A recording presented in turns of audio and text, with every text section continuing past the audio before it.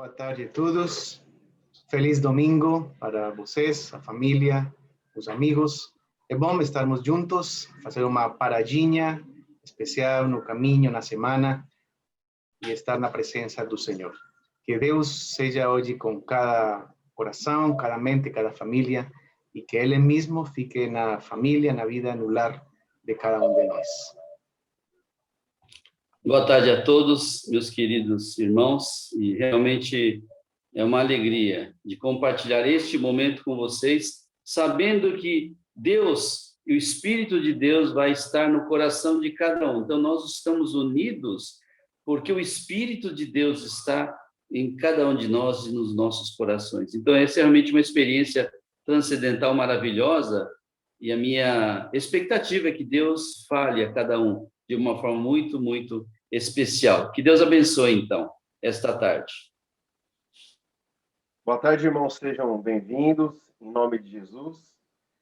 Que possamos agora, ao longo de uma semana, ouvindo a voz de Deus, ouvindo o Espírito Santo através do dia a dia, das leituras diárias, né?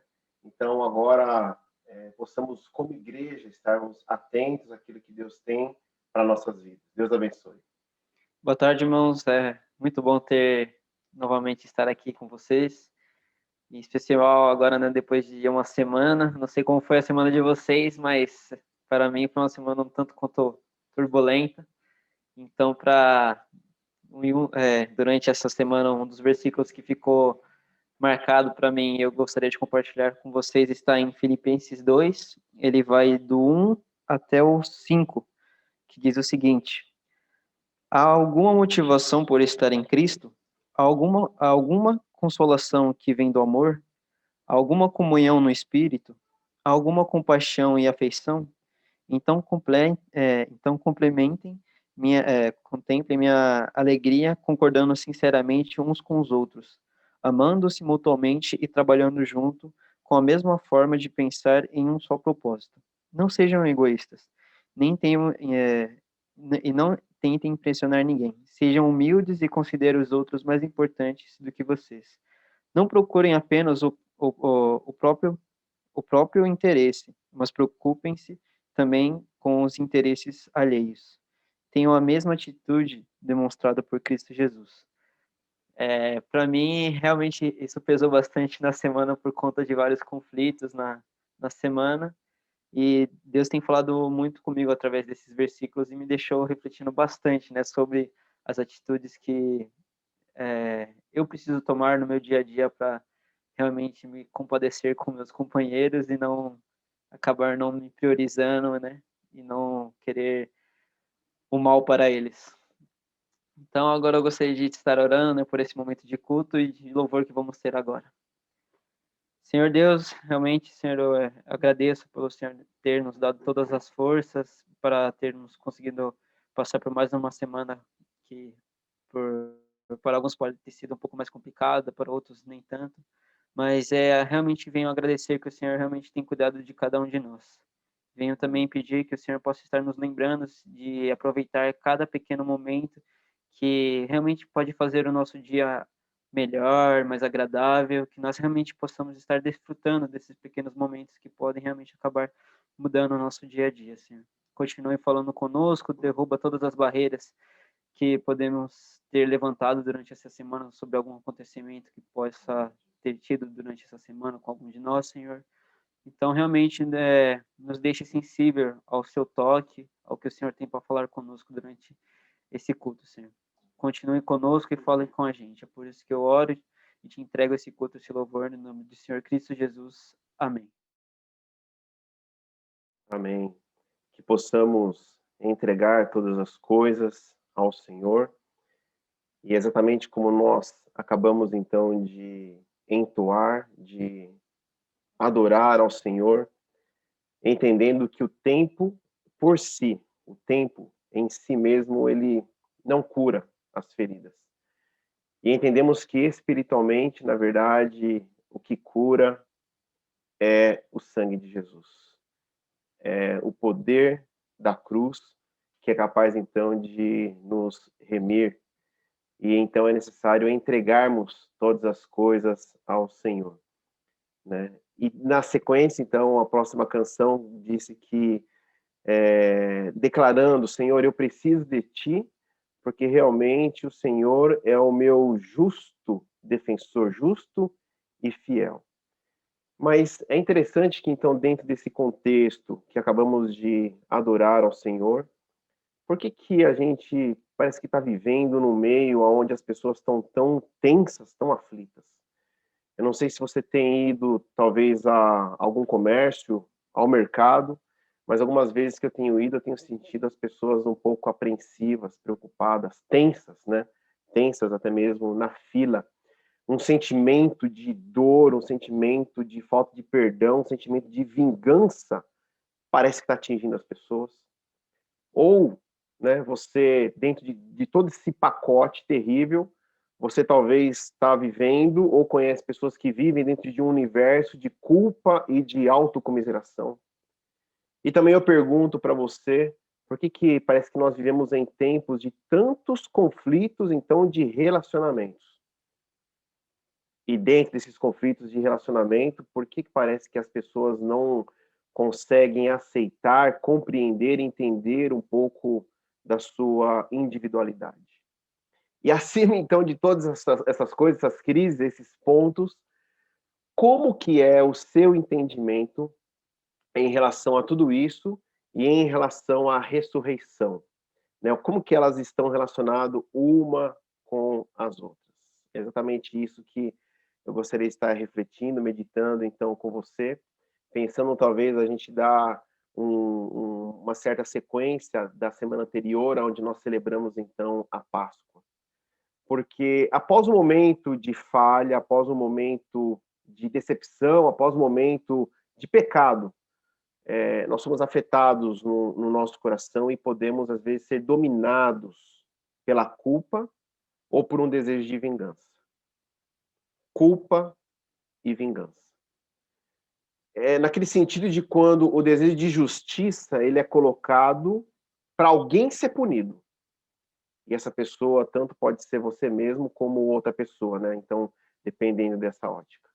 É quando, diante então do pecado, de tudo que já fizeram de ruim contra você, né? Parece assim, existe aquele desejo de que Deus faça justiça e que alguém literalmente seja punido porque alguma coisa terrível está acontecendo.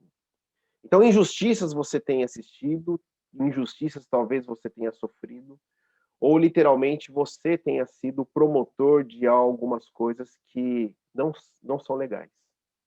E essa punição, pensando então na culpa e na vingança, então nessa punição que seria até merecido, que deveria estar acontecendo, essa punição ela pode ser pelo que fizeram contra você, legal. Mas muito mais. Antes de você ser ferido, então, como pessoa, ter sido chateado, ter sido injustiçado, todo pecado a gente tem que entender, a gente precisa se lembrar que está ferindo e está manchando a santidade e a pureza de Deus. E literalmente isso não fica em branco. Então eu compartilho com você um primeiro versículo que diz exatamente assim, Isaías 53:5 diz assim: Mas ele foi transpassado por causa das nossas transgressões, foi esmagado por causa de nossas iniquidades, o castigo que nos traz paz estava sobre ele, e pelas suas feridas fomos curados. Um texto bem conhecido, né? A gente já vezes a gente já leu, já compartilhou, mas em destaque, imaginando esse movimento do castigo que nos traz paz. O castigo que nos traz paz. Culpa e vingança, mas nós estamos diante de um texto, então, que nos fala de um castigo que existiu para nos trazer paz. Trazer paz para um coração que se sente culpado, um castigo que traz paz para um coração que deseja, então, vingança. O pecado, ele nos destrói, a culpa nos destrói, a vingança nos destrói, Mas, meu irmão, perdão, ele é vida. E de muitas coisas que talvez Deus queira colocar no seu coração, ele deseja que você desfrute de paz nesse momento, né? Um momento, talvez, igual o Lucas comentou, uma semana cheia de tribulações. Então, você precisa estar focado exatamente nessa paz que vem do Senhor. Não é uma paz que é produzida por você, produzida pelas circunstâncias, mas é uma paz que ela é promovida pelo castigo que foi derramado, então, pelo que nós vemos aqui na profecia de Isaías, nós sabemos que é sobre Jesus. A culpa, né, pensando então da questão pessoal, a culpa como um desejo que a gente acaba entendendo, um desejo de autopunição, no momento em que a gente reconhece que fez alguma coisa que não devia, e a vingança pelo desejo de justiça, um desejo de punição da vida do outro. Mas tanto um como o outro em destaque de tudo que a gente já viu e nesse primeiro versículo. Quando existe desenfreado no nosso coração, simplesmente é porque nós não estamos entendendo o significado e o poder da ressurreição. O castigo que nos traz paz, ele nos dá vida e nos limpa da culpa e da vingança, e quando isso existe é porque nós não entendemos o significado da ressurreição. E por que a gente está falando isso? Que nós vemos pessoas que vivem dentro de um padrão de repreensão pessoal. Hoje a gente acaba vivendo, né? Todos podem falar de tudo, todos podem pensar tudo, todos têm o direito de errar, mas é interessante que algumas pessoas, e talvez você seja essa pessoa, esteja passando por um momento assim, você tem que ser perfeito. Você tem que ser perfeito. Todo mundo pode errar na igreja, mas agora, talvez você está se encontrando no momento em que você falhou. Algo de errado aconteceu e você está envolvido. Você está envolvida. E quando você erra, você se cobra tanto e se pune de uma maneira que às vezes é incompreensível, mas essa punição, essa autopunição, ela existe lá no fundo do coração porque, na verdade, você procura por paz. Mas se isso acontece, é porque também você não entendeu, né, exatamente como nós temos visto, o significado, o poder da ressurreição. Quando nós queremos, né, agora no sentido externo, vingança e punição, entendemos então no nosso coração que o castigo, né, que a outra pessoa, a pessoa fez alguma coisa errada e nós entendemos que ela merece ser castigada, ok. Mas o fundo do nosso coração demonstra então a nossa incompreensão de que todo o castigo que foi aplicado em Jesus não foi suficiente para que todos os pecados fossem punidos. Você ainda necessita que tal pessoa que promoveu tal erro, tal pecado, tal crime, também seja punida, porque o que Jesus passou não foi suficiente de alguma forma. E isso, na verdade, demonstra muito do nosso coração. A morte de Cristo não apenas antecedeu a ressurreição, que é um dos pontos, então, que agora eu gostaria de detalhar para você, mas foi o preço para obter tudo isso. Eu vou explicar um pouco melhor, então. Isto é o meu sangue da aliança, que é derramado em favor de muitos para perdão dos pecados. Nós vemos, então, quando a Bíblia ela está nos falando do sangue de Jesus, ela se refere da morte de Jesus. Nenhuma salvação teria sido realizada, a gente tem que entender, se Jesus apenas tivesse sangrado em vida.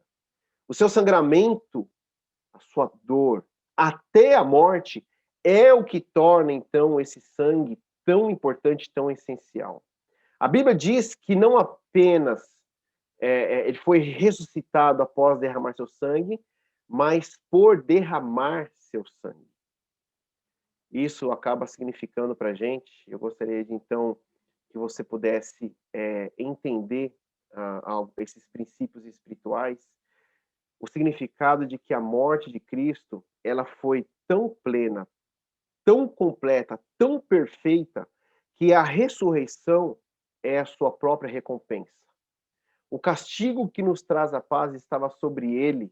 E a ira de Deus, quando nós vemos então o sangramento, a dor, tudo aquilo que nós vemos no relato, vimos na semana passada, vimos nos louvores, de tudo que nós compartilhamos, a ira de Deus, ela foi satisfeita por completo com o sofrimento e a morte de Jesus. E toda a maldição do pecado foi plenamente removido, então, não existe mais. E o preço do perdão foi assim totalmente pago e a justiça de Deus foi completamente realizada. Então, espiritualmente, né, o que restava para ser feito no mundo espiritual, vendo que Deus, diante do pecado, o pecado ele deve ser pago. E ele foi pago. Ele foi lançado sobre um homem, e esse homem é Jesus Cristo. E espiritualmente, então, o que restava a ser feito, na verdade, era uma declaração pública da aprovação de Deus de tudo aquilo que estava acontecendo no mundo espiritual. E Deus faz exatamente essa declaração pública, demonstrando que o sacrifício foi realizado e o sacrifício foi aceito, foi pleno, a dor foi completa, cumprindo e pagando por todos os pecados de todas as pessoas, de todas as gerações, por nós vermos então Jesus ser ressuscitado dentre os mortos.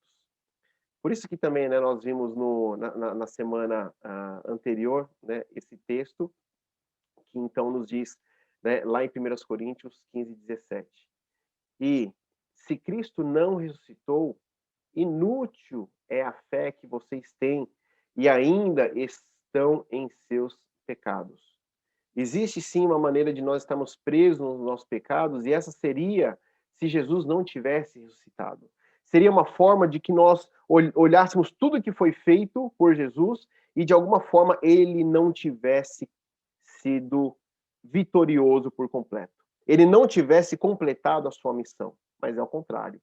Nós vemos o poder da ressurreição em entender que a culpa foi totalmente lançada sobre ele e ele recebeu, então, de forma completa. Aqui temos, então, o destaque da ressurreição, provando que a morte de Jesus foi o preço totalmente suficiente. Se Jesus não tivesse ressuscitado, a sua morte teria sido totalmente um fracasso.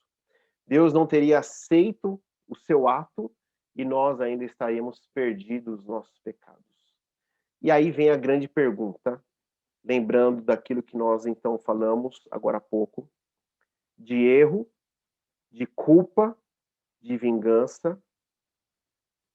E se Deus, ele ficou satisfeito em punir completamente um homem pelos seus pecados, que na verdade Jesus ele é justo, sempre foi justo e perfeito, mas sobre ele é lançado todos os pecados e Deus ficou completamente satisfeito, porque nós ainda desejamos que nós e que os outros ainda paguem pelos seus pecados. Se Deus está satisfeito com tudo que foi feito, que toda a dor que foi passada por Jesus, isso cumpriu a sua satisfação da justiça, por que nós ainda queremos nos punir? E por que quando nós olhamos, então, a injustiça ao nosso lado, nós não temos paz? Olha que interessante. Nós não temos paz e ficamos, então, sedentos por um sentimento de completa vingança. Temos ainda conflitos de relacionamento, porque exatamente isso, nós nos esquecemos que Jesus ele pagou por completo todos os pecados dentro dos relacionamentos também. E o sucesso do sofrimento de Jesus e a sua morte foi completamente aceita. Então, se nós colocarmos a nossa confiança em Jesus, nós não estamos ainda em nossos pecados. Nós, então, podemos desfrutar desta paz que o texto diz, porque nós estamos, então, vivenciando por completo o que a nova aliança estabelece pelo nosso Supremo Pastor. Lá em Romanos também diz que, portanto, agora já não há condenação para os que estão em Cristo Jesus. e nós precisamos entender, então, muitas coisas. Dentro do nosso círculo de amizade, círculo de convivência, nós temos visto pessoas serem injustiçadas. Estou olhando aqui na lista dos participantes, um dentre nós que, inclusive, foi assaltado e foi levado uma quantia de dinheiro nessa semana.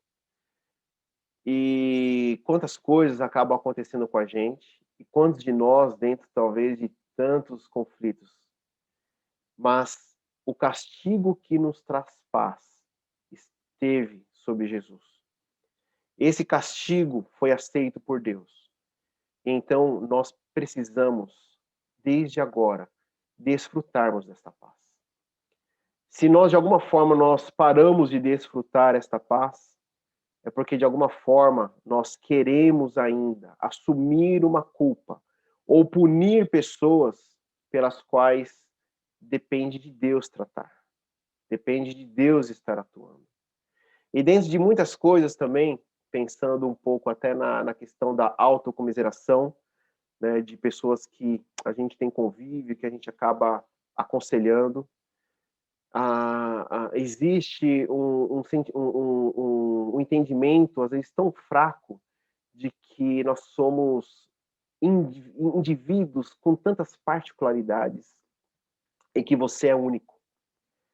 E que muitas pessoas e muitos crentes não aceitam a sua individualidade. Não aprenderam ainda a aceitar o quão precioso você é por ser quem você é dentro da sua individualidade, porque é assim que Deus também quer. E não entende que é assim que Deus trabalha a sua forma de agir, imprimindo em nós histórias e características para que ele possa ser glorificado. Só que dentro de toda essa dinâmica, muitos de nós cobramos de nós perfeição.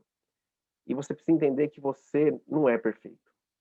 Na verdade, a perfeição não é algo que Deus exige de você. Deus quer que você seja santo e não perfeito. Muitas coisas erradas vão acontecer, muitas coisas erradas vão cair sobre nós. Deus não deseja que você seja perfeito, mas Deus deseja que você seja santo. Deus deseja que você seja separado. Deus deseja que você seja aquele que confia na obra redentora dele e que pelo aquilo que ele promove, não nos seus feitos, não nos seus atos, mas naquilo que ele promove, você possa receber as bênçãos, você possa ser abençoado, você possa receber cura, você possa receber desta paz, esta paz que muitos já perderam. E eu não sei se você consegue entender quando eu digo que as pessoas perderam a paz.